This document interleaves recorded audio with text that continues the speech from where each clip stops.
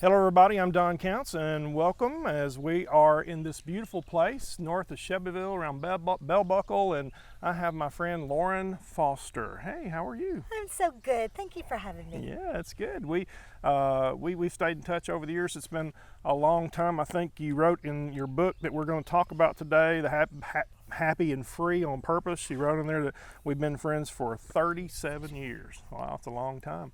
Counting on my fingers. And we've come a long way. And you've had this mission of be happy first since a good while. You tell the story in the book, but tell everybody how it got started, and then we'll talk about the book. Well, as you'll read, my story is just one short chapter in the book of how I figured out that happiness is not something you seek. Happiness is not something that you go out and find or try to get somebody else to give you. Happiness is something that you choose in every situation. And so in 2011, I was at a very low place, bankrupt, in just a really bad place. And I figured this out and began to rebuild my life. And by 2014, I had manifested my dream home. I was sitting in the middle of my mountains with my beautiful dog at my feet, and my heart was just so overflowing with happiness and joy that I thought, this is what I'm meant to do. I'm meant to help other women figure this out quicker so they don't have to wait until they're, approaching 50 years old or however old I was in 2012. To get over this, I'm going to be a happiness coach. I thought I made that word up, but I didn't. No. And so then that's when Be Happy First was born, and I just started trying to figure out what that meant, what it looked like to be a life coach, or how exactly I was going to go about doing that. And I learned pretty quickly that knowing how to do something and knowing how to teach it are not the same thing. That's true. And as soon as I needed a teacher to teach me how to teach, that came along. And so I learned that when you know what it is that you want and you are paying attention for all the signs and the clues and the cues, everything lines up for you. And when things look like they're going wrong with quotes, I do quotes a lot. That just means that something better is in store. That wasn't the best thing for you. Right. While I was looking for my little cabin, I found one that I really loved. I really wanted it, but I couldn't get anybody to finance me with a brand new bankruptcy, and this and that and the other went wrong, and so that I couldn't get it. And in the long run, I found a way better place for half the price. It was even more in line with what me and the universe knew was what I really wanted. So it's so easy to go, oh, nothing's ever working out for me. It's just as easy to say, you know what? The reason that didn't work out is because there's something even better on the way. Right. And that's the whole idea around choosing happiness. It's like, yeah. Well, one thing I will say is people we know, people watching, people we work with, people around us, the majority are unhappy. Statistics report 80% or more of people report that they are not happy with their lives. And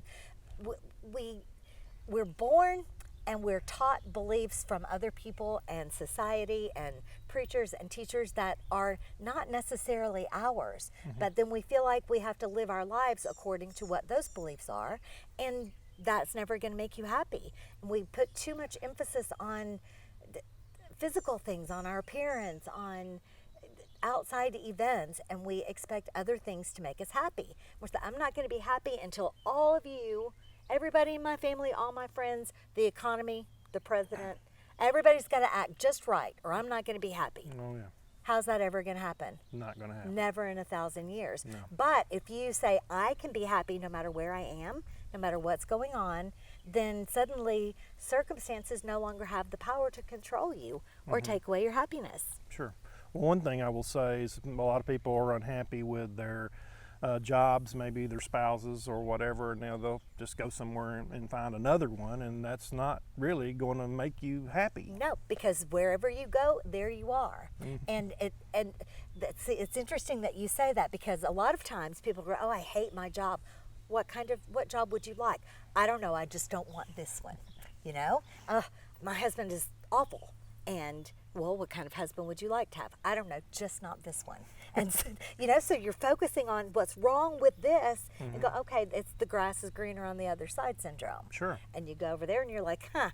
well, look at that. So it's all about your perspective. Right. Whereas now I'm not saying that everybody should stay in whatever relationship they're in no matter what. Some Right. relationships have run their course. Right. But if you first get yourself lined up and get yourself in a place where you're generating happiness and choosing happiness and not making it rely on someone else, then you can look at that relationship from that place and decide if this is a relationship that you want, or you can let that go and choose your next relationship that's going to be icing on the cake, not to make you happy, just to add to and enhance and make a more joyful adventure of your life. As you started the Be Happy First mission, would you say 2014? 2014. Then you started a podcast, which people can tune into and actually, I guess, go back and start and go through them. Yes. There would be quite a few of them, I would say. Yes, there's a lot, and I don't actually know the number, but at laurengfoster.com, there's a website for everyone. All the show notes and everything are there, or you can search the How to Choose Happiness and Freedom show on your favorite podcast platform, and you can get there from there. So, your website is laurengfoster.com. Okay. And so all that stuff is on there. Plus, you have Facebook and you have all this other stuff that people can get to know you and follow what you're doing. And then I guess all of that information, which you talk to people on that podcast from everywhere, it seems like. From all over the world, yes, in all kinds of different areas. We love to talk to people about like spirituality and explore, that there's so many rules and regulations and stigma around spirituality when your connection to your source is absolutely unique to you and intimate and doesn't have anything to do with anybody else. And so there are a lot of people that are exploring things like that and energy healing and chakras and feng shui and just really anything that interests me that people talk about that is a tool to help you create your own happiness. I have those women on the show. Fitness and your relationship with food and your relationship with your body and self-care and meditation. I'm a certified meditation teacher as well, and I think that's so important. So we have a lot of guests on that talk about that too. So that's very cool because there is so much information out there that you talk about. Like, for example, you're a morning person, you get up and you do your morning things, and you hear that everywhere. I hear that, from preachers and teachers and everybody say you got to start your morning out, grounding yourself or whatever. I barely get out of bed to the shower to the car to get to work on time, but if I would just regroup and try to take that morning that I don't do, that's my problem. All right, so now in the book, and again, the subtitle of this book is Learn Daily Practices to Live and Love Your Life.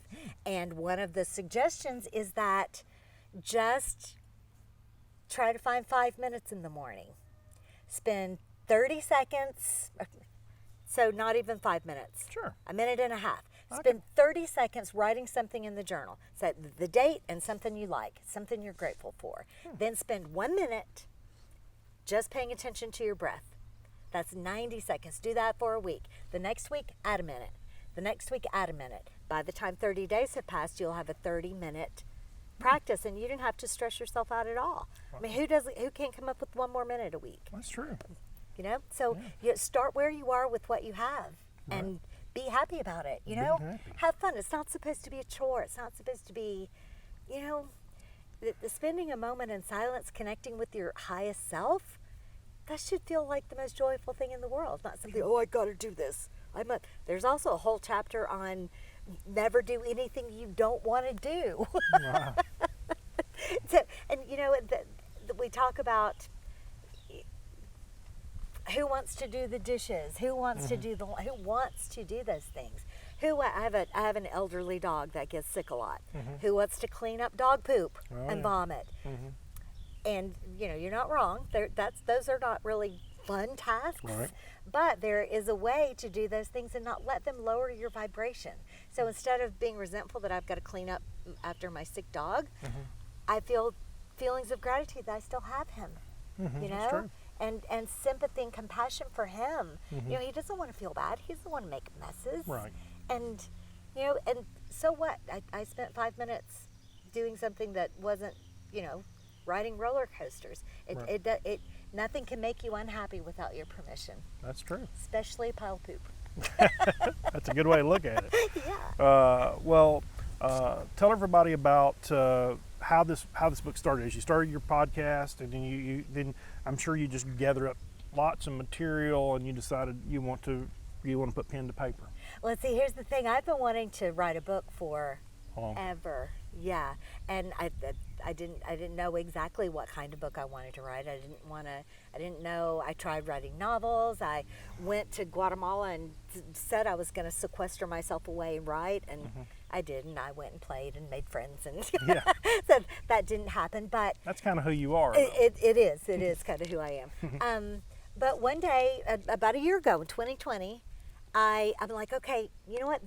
And my nephew, when you read the dedication in the book, my nephew that you've just met in person, Yeah. he's always been, we're very close friends, we're very close in age, and he's always been really good at business and really good at marketing and really good at, and a great mentor for me. And Sure. he's like, write a book.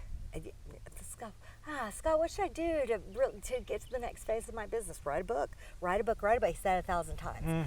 And so I kept trying, but then one day I woke up, I'm like, you know what? I'm just going to start writing. I'm going to cut my fingernails short so I feel like a writer, and I type really well. I'm just going to start writing. And that very hour, I got an email from an organization that I'm in that was inviting me to write one chapter of a book in an anthology with other women.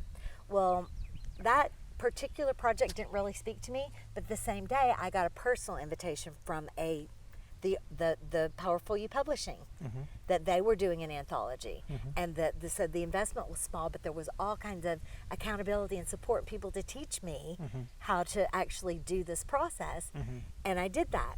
And then now I'm an international best-selling author in that other anthology, and you get that taste of it. I'm like, okay, now I know I can do it. If I can do one chapter, I can do the whole thing. And I hired the publisher and got accountability and got deadlines in place, and it's a dream come true. It's fabulous. It's amazing, and now I have new dreams. And one thing about it is this book is going to be on Audible, where she actually reads it. I like listening to Audible, driving down the road when you're busy and don't have time to sit and read a book. But it's really good to hear it in the author's voice. Yeah, and it feels like a teaching book should be in the author's voice, because this is what I want. I want this to be the jumping off point for people where they're like, this stuff is so good. I want to learn more. I want to get better. And once you are feeling in deliberate creation of your life and feeling happy, your standards suddenly get very high. That you're going to go, you know what? I'm not watching that news channel because it always puts me in a bad mood. Sure. What's the point? Or news in general. Yeah, exactly. You're careful. You're like, you know, I love feeling this great. Oh yeah. And if that's going to make me feel awful, Let's not do that. yeah, I'm gonna choose to not give my attention there. You know. Choose to be happy. Choose to be happy. If you want to be mad, you have ways to do that. Exactly. Right. That's your power. You're like and you know, in this human experience, there are things that are gonna make you sad. That's kind of the point of, if we'd never wanted to have any contrasting experiences, we would have just stayed angels or non-physical energy or whatever we are when we're not in this body. We came here for the adventure, for the figuring things out, for the, you know, we're working through. Have you ever noticed that when you get sick, you get a cold or something, then when you're better, you're like, oh, you so appreciate feeling good? Oh yeah. Because you have that icky feeling to compare it to. This is what all of the negative experiences of life do for us. You know, we lose people we love. Right. And we experience the grief and the sadness and the heartache, and those are the rich dark threads that make for a rich tapestry of a life that, you know, give contrast and beauty to the other bright shining moments. So you never want to deny yourself any of those life experiences, but you also don't have to set up camp and live there the rest of your life. Yeah. You know? That's a good way to look at it. Yeah. Exactly. Very so good. yeah, so you take your grief and you use that to enrich the rest of your life and build your life in a different way. You know, we lost my brother in December of 2019, and he and my sister-in-law had an amazing marriage, and it's difficult for her to move on, but she will. At one point, she will figure out a way to cope with that grief and get herself to a better place where she can think of all of that with joy and remember her memories with, without it breaking her heart. Right. And so, Well, that's a good way to look at it too. There's a lot of people we know our age, at our age has lost loved ones, and how difficult that is, and we grief takes some time, and that's a good way. And it's different for every person. And my next book is going to be on spirituality, and that's a very giant subject. But what we believe about death informs a lot of times how we are able to cope with the death of a loved one.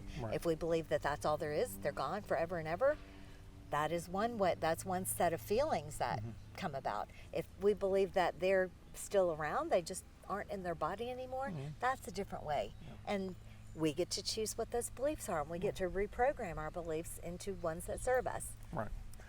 So you already said you're going to write more books, I'm and gonna write more books. And we have a course coming out that's a companion course to this book in September. Okay. That will be an opportunity to learn directly with me and with other like-minded women. It'll be an online course with live interactive things, and my dream is to host some retreats and things like that. Right. That both in the mountains of East Tennessee, and I'm going to be exploring Costa Rica and Guatemala and places for retreats and retreat centers. And Now you have talked to groups. You do talk to people. I do. And is your information in here for people after they read it? Absolutely. It's at laurengfoster.com. I have an awesome marketing girl that makes sure that's the gateway to everything that you want to explore. Because after looking at this book and after listening to the podcast and I'm looking forward to reading this, I'm sure there's a lot of civic organizations or whatever, or maybe even seminars you could do to help people just to live a happier life. Yeah, or give you the tools. Now, I can't do it for you. Right. And now I do a bit of one-on-one coaching, but not very much, and it's very expensive because I only want people who are very committed. Right. And so they have to pay a lot of money. That's right.